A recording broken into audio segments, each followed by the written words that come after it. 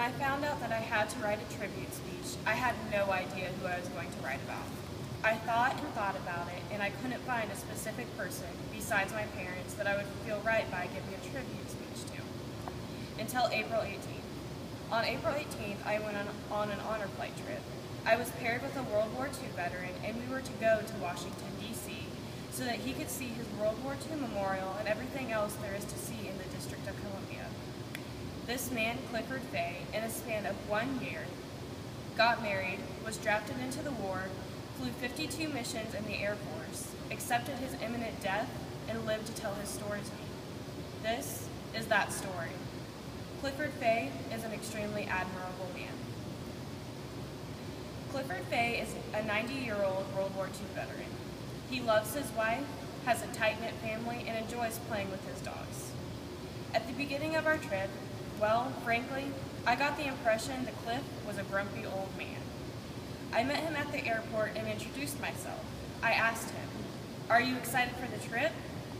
His reply was a shrugging of the shoulders and a muffled, "No, not really." Although I was disappointed, I knew that it wasn't my job to make him excited for the trip, but to make sure that by the end of the trip he had had a wonderful time. Throughout the day, I noticed that he began to open up more and talk. And by that night at dinner, I had finally done it. He told me his story. I knew I was going to get drafted as soon as I turned 19, Clifford told me. But we got married anyways. Just a few days before his 19th birthday, Clifford Fay married the love of his life. He turned 19 and got drafted into the war. He was a gunner in a bomber plane. On one mission, he was to break the blockade the Germans had on the Po River in Italy. When he came up on the river, he knew that he was a dead man.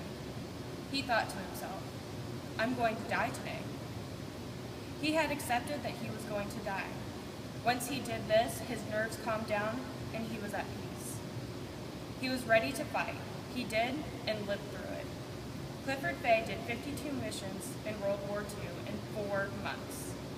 For the rest of his 7 months in the war, because he was done with his allotted 50 missions, he was awarded a private plane and could travel.